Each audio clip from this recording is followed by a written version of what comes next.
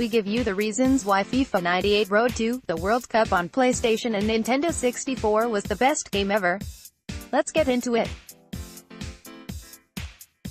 1. The iconic intro. Woohoo! Anyone who played this game instantly remembers being greeted by Blur's thumping rock anthem song 2, and it set the tone for a bloody brilliant experience. 2. Indoor mode. You knew this was coming the moment you saw the headline, didn't you? While we didn't quite have the patience to sit there and beat the Maldives 213-2 with Brazil the way the guy in the above video did, we absolutely loved the shit out of indoor mode, so much so that we recently asked FIFA 15 developer Sebastian Enrique if EA would put it back in future games. Indoor mode offered 5-a-side footy with the best players in the game, no throw-ins, very few fouls, and hours upon hours of fun. 3. The soundtrack. Aside from the obviously amazing Song 2 in the intro, FIFA 98 RTWC offered a number of upbeat, late 90s techno tracks, mainly courtesy of the Crystal Method, and they were extremely catchy after spending some time in the menus. FIFA 98 was the first FIFA game to use licensed music. 4-day Linam's pre-match intro. Yes, hello, skip to 112 in this video. They must have spent a grand total of 10 minutes in the studio recording these ridiculously dull intros, but we are glad he did, because they're so bad that they're great. 5. Road to the World Cup mode. A full qualifying campaign for all 174 teams registered to FIFA. If you wanted to take Vanuatu to World Cup glory, you could, and we absolutely loved that. Although Bahrain were always the sensible pick.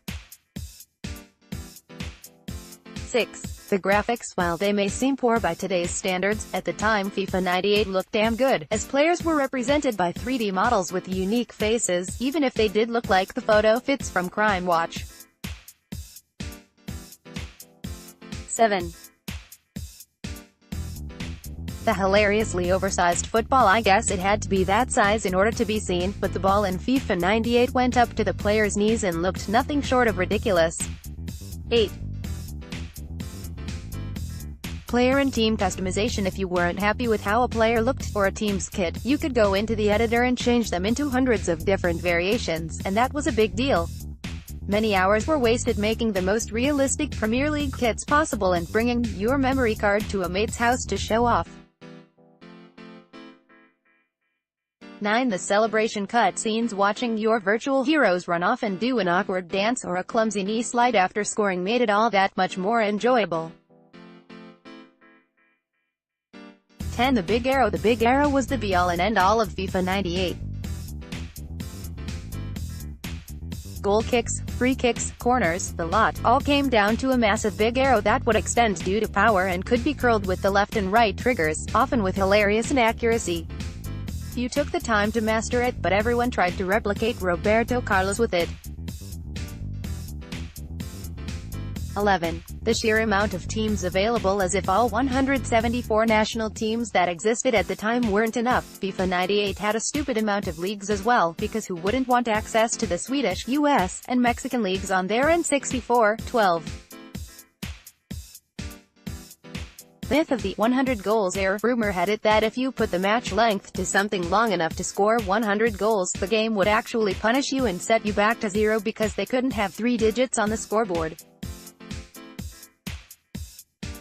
This myth was recently proven to be true.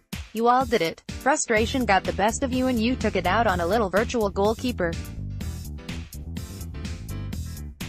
Amazingly, EA Sports decided to let you slide tackle the goalkeeper when he had the ball, and although it was an automatic red card, it was the most satisfying part of the game, and maybe of gaming as a whole. 14. Trying to run the pitch with the keeper again. You all did it, more often than not because somebody just hacked your keeper.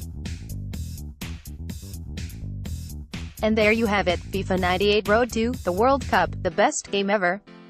Or is it?